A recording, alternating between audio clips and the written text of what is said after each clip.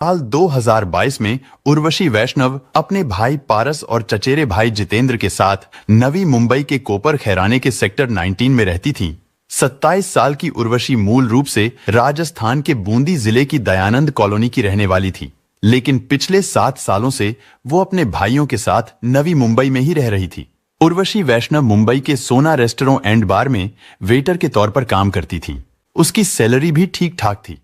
उसके पास खुद की एक बलेनो कार भी थी। हर दिन की तरह 13 दिसंबर 2022 की सुबह को 9:30 बजे उर्वशी अपनी बलेनो कार से जॉब करने सोना रेस्टोरेंट में जाती है। उस दिन उर्वशी के साथ उसका एक दोस्त भी था जिसका नाम रियाज खान था। उस दिन उर्वशी की गाड़ी उसका दोस्त रियाज ही चला रहा था। उर्वशी को रेस्टोरेंट में ड्रॉप करने के बाद रियाज उसकी गाड़ी लेकर चला गया। रियाज शाम को अंधेरा होने के बाद वापस उर्वशी के घर पर पहुंच गया। रियाज ने उर्वशी के भाई पारस से कहा कि उसके सर में बहुत दर्द हो रहा है, इसलिए कॉफी बनाकर पिला दो। पारस ने उसे कॉफी बनाकर पिलाई। कॉफी पीने के बाद रियाज वहां से चला गया, लेकिन पारस अपनी बहन उर्वशी के कॉल आने का इंतजार कर रहा था। असल में शाम को 5 बजे हमेशा उर्वशी अपने भाई को कॉल करके बताती थी कि उसकी ड्यूटी खत्म हो गई है, जिसके बाद पारस अपनी बहन उर्वशी को लेने चला जाता था। कभी कभी उर्वशी का दोस्त रियाज भी उसे लेने जाता था, लेकिन 13 दिसंबर की शाम को उर्वशी का कॉल नहीं आया। धीरे धीरे वक्त बीतता रहा और फिर शाम से रात होने लगी, मगर उर्वशी अपने घर नहीं लौटी। और जब उसके भाई पारस ने उसे फोन किया तो उसने फोन नहीं उठाया। उर्वशी के जीजा भी मुंबई में ही रहते थे। उसके भाई पारस ने तुरंत अपने जीजा को कॉल किया और बताया कि बहन उर्वशी अभी तक घर नहीं लौटी है। इस बात का पता चलते ही उसके जीजा भी पारस के पास पहुंच गए। इसके बाद पारस ने उर्वशी के दोस्त रियाज को भी कॉल किया। उर्वशी के लापता होने की खबर सुनकर रियाज भी घबरा गया। इसके बाद वो लोग उर्वशी को तलाश करना शुरू कर देते हैं। इधर 14 दिसंबर को महाराष्ट्र के रायगढ़ जिले में पनवेल तालुका इलाके के कुछ लोग गाढ़ी नदी के पुल से गुजर रहे थे, लेकिन तभी अचानक वो लोग देखते हैं कि पुल के नीचे पिलर के पास एक लाश तैर रही है। उन लोगों ने बिना देरी किए तुरंत पनवेल पुलिस को सूचना दी। कुछ ही देर में पनवेल पुलिस घटना स्थल पर पहुंच जाती है और जब उस लाश को पानी से बाहर निकाला जाता है तो पता चलता है कि ये किसी लड़की की लाश है जिसकी उम्र करीब 25 से 30 साल के आसपास थी। इसके बाद पुलिस सबसे पहले उस इलाके में रहने वाले लोगों से पूछताछ करती है कि हो सकता है कोई उस लड़की को पहचानता हो। उस लड़की का चेहरा अभी तक खराब नहीं हुआ था, लेकिन चेहरा साफ दिखाई देने के बावजूद भी उस इलाके के लोग लड़की को पहचान नहीं पा रहे थे, जिससे साफ हो गया था कि ये लड़की उस इलाके की रहने वाली नहीं है। पुलिस ने अंदाजा लगाया कि या तो लड़की की लाश पानी में तैरकर वहां तक पहुंची थी या फिर किसी ने उसे वहां लाकर पानी में फेंका था। शुरू में तो देखने से लग रहा था कि शायद पानी में डूबने से ही उस लड़की की मौत हुई है, लेकिन जब पुलिस उस शव की बारीकी से जांच करती है तो उस लड़की की गर्दन पर कुछ निशान थे जिनसे पता चलता था कि लड़की का गला घोंटकर ही उसकी हत्या की गई होगी। शुरुआती जांच के बाद पनवेल पुलिस उस लड़की के शव को पोस्टमार्टम के लिए हॉस्पिटल भेज देती है, लेकिन अजीब बात यह थी कि उस लड़की के पास से पुलिस को कुछ भी नहीं मिला था। यानी ना तो उसके पास कोई पर्स था और ना ही कोई आईडी कार्ड था, और उसके शरीर पर कोई ज्वेलरी भी नहीं थी। अब ऐसे में पुलिस के लिए यह पता लगाना बहुत मुश्किल था कि आखिर ये लाश किसकी है, क्योंकि अगर उस लड़की के पास से कुछ मिला था तो वो था उसके पैर में पहना हुआ एक सैंडल। लेकिन मामले की गंभीरता को देखते हुए पनवेल पुलिस ये केस क्राइम ब्रांच को सौंप देती है। इसके बाद क्राइम ब्रांच पुलिस सबसे पहले आसपास के सभी पुलिस चौकी और थानों में कॉल करती है और कहती है कि पिछले 24 घंटों में अगर किसी थाने या चौकी में कोई मिसिंग रिपोर्ट दर्ज हुई हो या फिर आने वाले 24 घंटे में अगर कोई भी मिसिंग रिपोर्ट दर्ज कराई जाती है तो उसकी सूचना क्राइम ब्रांच को दी जाए, क्योंकि जांच के दौरान पुलिस को घटना स्थल से अगर कोई एविडेंस मिला था तो वो था उस लड़की के पैर में पहना हुआ एक सैंडल। अब ऐसे में क्राइम ब्रांच पुलिस भी उसी सैंडल के आधार पर इन्वेस्टिगेशन शुरू करती है। वो सैंडल ज्यादा पुराना नहीं था, जिससे पता चलता था कि उस सैंडल को कुछ दिन पहले ही खरीदा गया होगा। पुलिस के लिए अच्छी बात यह थी कि उस सैंडल पर मैन्युफैक्चरिंग कंपनी का नाम भी लिखा हुआ था। क्राइम ब्रांच पुलिस ने जब उस कंपनी के बारे में जांच की तो पता चला कि वो सैंडल एक लोकल फुटवेयर कंपनी में मैन्युफैक्चर किया गया था।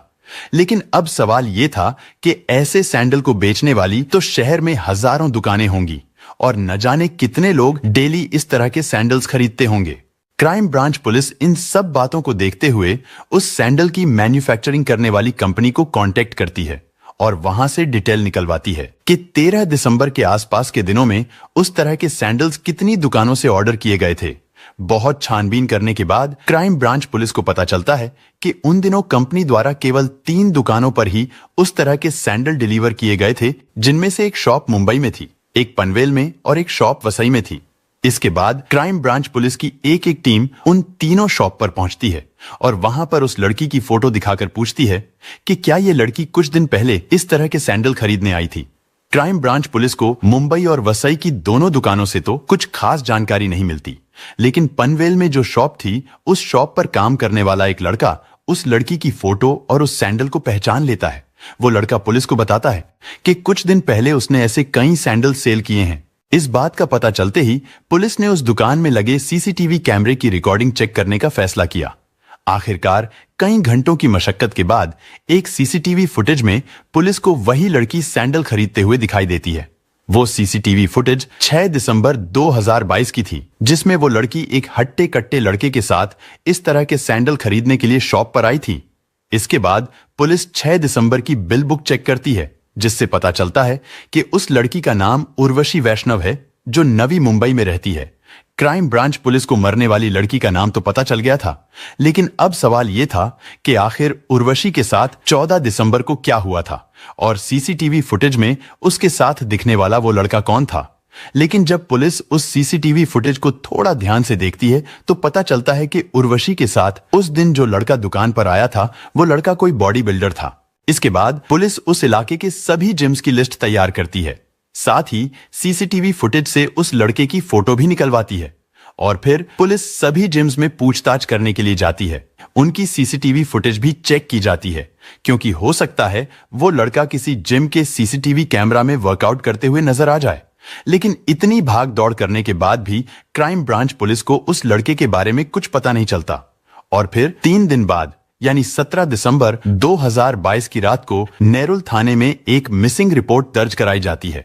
ये रिपोर्ट पारस वैष्णव नाम के लड़के ने दर्ज कराई थी और ये मिसिंग रिपोर्ट किसी और की नहीं बल्कि उर्वशी वैष्णव की ही थी। इसके बाद पुलिस बिना देरी किए पारस वैष्णव से कांटेक्ट करती है और उसे तुरंत पुलिस स्टेशन बुलाया जाता है।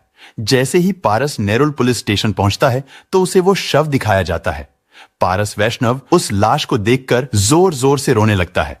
वो दीदी दीदी चिल्ला रहा था और इससे साफ हो गया था कि वो शव उर्वशी का ही है। खबर मिलते ही उर्वशी का चचेरा भाई जितेंद्र और जीजा भी पुलिस स्टेशन पहुंच गए थे। लेकिन अब सवाल था कि जो लड़का सीसीटीवी फुटेज में उर्वशी के साथ दिखाई दे रहा था वो कौन था। उसके बारे में पता लगाने के लिए पुलिस ने उर्वशी के भाइयों और उसके जीजा को वो सीसीटीवी फुटेज दिखाई तो उन्होंने उस लड़के को तुरंत पहचान लिया। असल में वो लड़का कोई और नहीं बल्कि उर्वशी का दोस्त रियाज खान था। पारस ने पुलिस को बताया कि 13 दिसंबर को जब उर्वशी घर पर नहीं पहुंची थी तो पारस ने उसके दोस्त रियाज से भी फोन करके पूछा था और रियाज ने उससे कहा था कि उसे नहीं पता उर्वशी कहां है। इसके बाद पारस ने 14 दिसंबर की रात को अपनी बहन उर्वशी की मिसिंग रिपोर्ट दर्ज कराई थी। लेकिन जब पुलिस उन तीनों से पूछती है कि क्या उनकी किसी से कोई दुश्मनी थी या फिर उन्हें किसी पर शक है तो पारस कहता है कि उन्हें रियाज खान पर ही शक है, क्योंकि जिस दिन उर्वशी वैष्णव गायब हुई उस दिन वो रियाज खान के साथ ही गई थी। इसके बाद पुलिस रियाज खान को तलाश करना शुरू करती है। खोजबीन करने पर पता चलता है कि रियाज पास के ही एक जिम में ट्रेनर है। पुलिस बिना देरी किए उस जिम में जाती है, लेकिन उस समय रियाज वहां पर मौजूद नहीं था। इसके बाद पुलिस जिम के ऑनर से रियाज खान के घर का एड्रेस पता करती है और जब पुलिस रियाज खान के घर पर पहुंचती है तो रियाज खान अपने घर पर भी नहीं था, लेकिन पुलिस को वहां पर उसकी पत्नी और उसकी बेटी मिल जाती है। रियाज की पत्नी ने बताया कि रियाज तो कई दिनों से गायब है और जब रियाज की पत्नी ने उसे फोन किया तो उसका फोन भी स्विच ऑफ आ रहा था। इन सब चीजों से पुलिस का शक रियाज खान पर और भी पुख्ता हो गया था, क्योंकि अगर रियाज ने कुछ नहीं किया था तो फिर वो कई दिनों से अपने घर से गायब क्यों था।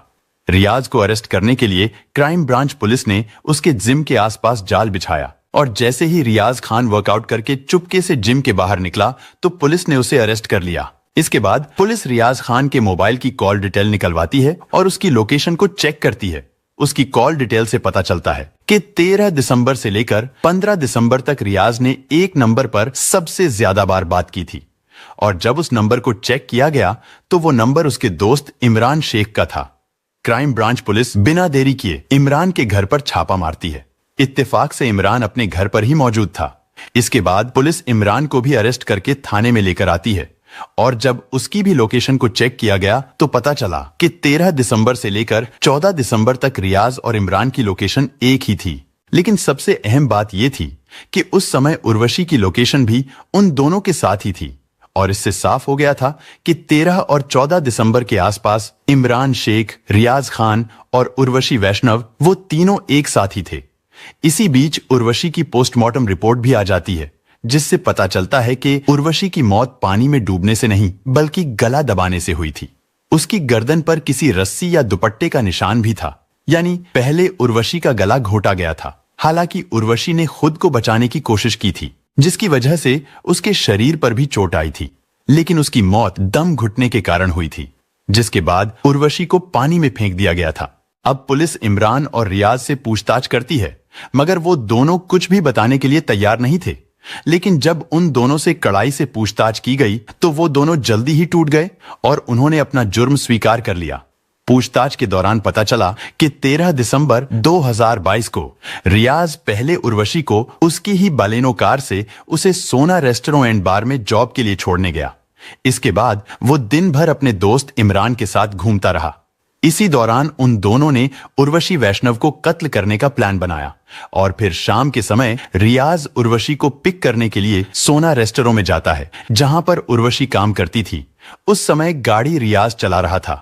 वहां से वो लोग उर्वशी को पिक करते हैं। इसके बाद रियाज उससे कहता है कि चलो कहीं घूमने चलते हैं। उर्वशी उनके साथ जाने के लिए तैयार हो गई, लेकिन बीच रास्ते में ही पीछे बैठे इमरान ने एक रस्सी की मदद से उर्वशी का गला घोंट दिया जिससे उसकी मौत हो गई। इसके बाद इमरान और रियाज पनवेल तालुका की गाड़ी नदी के पास पहुंचे। वहां से उन्होंने पुल पर खड़े होकर उर्वशी के शव को नीचे पानी में फेंक दिया। फिर वो दोनों वहां से फरार हो गए। इसके बाद इमरान बीच रास्ते में ही उतरकर अपने घर चला गया, जबकि रियाज उर्वशी की गाड़ी को लेकर उसके घर पर पहुंचा। वहां उसने उर्वशी की गाड़ी को पार्क किया। फिर वो अपनी बुलेट लेकर वहां से चला गया था। लेकिन अब सवाल यह था कि आखिर रियाज और इमरान ने उर्वशी को कत्ल क्यों किया था। पूछताछ करने पर रियाज ने पुलिस को बताया कि उसकी और उर्वशी की मुलाकात इस घटना से 7 महीने पहले उस रेस्टोरेंट में हुई थी जहां उर्वशी वेटर का काम करती थी। उन दोनों में जल्दी ही दोस्ती हो गई, लेकिन फिर यह दोस्ती प्यार में बदल गई। उर्वशी रियाज खान से बहुत ज्यादा प्यार करने लगी थी। उन दोनों के बीच शारीरिक संबंध भी बनने लगे थे। असल में रियाज ने उर्वशी के साथ शादी करने का वादा तो कर लिया था, लेकिन रियाज ने उर्वशी से यह बात छिपाई थी कि वो पहले से ही शादीशुदा है और उसकी एक बेटी भी है। असल में रियाज उर्वशी से शादी करना ही नहीं चाहता था, लेकिन कुछ दिनों के बाद किसी तरह उर्वशी को पता चल जाता है कि रियाज पहले से ही शादीशुदा है। रियाज ने पुलिस को बताया कि इस बात का पता चलते ही उर्वशी उस पर दबाव बनाने लगी। वो उसे ब्लैकमेल करने लगी थी कि या तो मुझसे शादी करो, नहीं तो मैं तुम्हारे खिलाफ कंप्लेंट कर दूंगी। रियाज ने बताया कि इस धमकी की वजह से ही उसने उर्वशी से शादी करने का वादा भी किया था। उसने उर्वशी से शादी करने का वादा तो कर लिया था, लेकिन अब रियाज बहुत ज्यादा परेशान रहने लगा था। इसी दौरान उर्वशी ने रियाज की मुलाकात अपने भाई पारस और चचेरे भाई जितेंद्र से भी कराई। उर्वशी ने यह नहीं बताया था कि रियाज उसका बॉयफ्रेंड है, बल्कि उर्वशी ने अपने भाइयों को यह बताया था कि रियाज सिर्फ उसका दोस्त है। लेकिन कहीं ना कहीं उर्वशी के भाइयों को यह एहसास हो गया था कि उर्वशी रियाज से प्यार करती है, और यही वजह थी कि 2022 में दिसंबर के महीने में उर्वशी रियाज को साथ लेकर राजस्थान के बूंदी जिले में अपने गांव एक शादी में भी गई थी। लेकिन उस शादी से वापस लौटने के बाद उर्वशी भी रियाज पर जल्द से जल्द शादी करने का प्रेशर बनाने लगी। अब रियाज बुरी तरह से फंस चुका था, क्योंकि ना तो वो अपनी पहली पत्नी को छोड़ सकता था और ना ही वो उर्वशी के साथ शादी करना चाहता था। रियाज ने सोचा कि अब इस परेशानी से छुटकारा पाने का यही तरीका है कि उर्वशी को कत्ल कर दिया जाए। इस साजिश में वो अपने दोस्त इमरान को भी शामिल कर लेता है। इसके बाद वो दोनों मिलकर एक खौफनाक प्लान बनाते हैं, जिसके लिए रियाज अपने दोस्त इमरान को 30,000 रुपए एडवांस भी देता है। रियाज ने सोचा था कि अगर उर्वशी को कत्ल करने के बाद उसकी लाश को नदी में फेंक देंगे तो वो पानी में बहकर कहीं दूर चली जाएगी और उसकी शिनाख्त नहीं हो पाएगी। लेकिन जैसा उन्होंने सोचा था वैसा नहीं हुआ, क्योंकि उर्वशी का शव उस नदी के पिलर में फंस गया था, जिसकी वजह से कुछ लोगों ने उसके शव को देख लिया था और फिर क्राइम ब्रांच पुलिस ने इस पूरे मामले का खुलासा कर दिया था। इसके बाद पुलिस ने उन दोनों के दिए गए बयान और सबूतों के आधार पर चार्जशीट तैयार करके उन्हें कोर्ट में पेश किया गया, जहां से उन्हें जेल भेज दिया गया। लेकिन साल 2023 में सितंबर के महीने में रियाज और इमरान को बेल मिल गई। मगर अब सवाल यह है कि इतना बड़ा क्राइम करने के बाद भी उन दोनों को बेल कैसे मिल गई थी।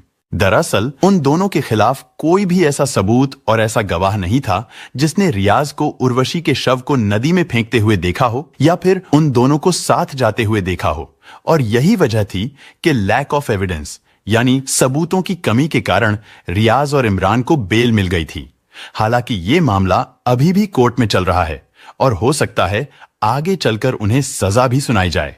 लेकिन इस घटना से ये सीख जरूर मिलती है कि किसी के साथ रिलेशनशिप में आने से पहले थोड़ा वक्त लें, थोड़ा ठहरे, क्योंकि आप जिस व्यक्ति के साथ रिलेशन में जा रहे हो आपको उसके बैकग्राउंड और उसके नेचर के बारे में अच्छे से पता चल सके, ताकि भविष्य में फिर कभी कोई ऐसी घटना ना हो। दोस्तों, इस घटना को सुनाने का उद्देश्य किसी का दिल दुखाना नहीं है, किसी को परेशान करना नहीं, बल्कि आपको जागरूक करना है, आपको सचेत करना है। दोस्तों, इस पूरी घटना के बारे में आपकी क्या राय है, कमेंट बॉक्स में जरूर बताएं। और अगर हमारी मेहनत पसंद आई हो तो इस वीडियो को लाइक करते हुए शेयर भी करें। अगर आपने अब तक चैनल को सब्सक्राइब नहीं किया है तो हमारे चैनल को सब्सक्राइब कर लीजिए। धन्यवाद।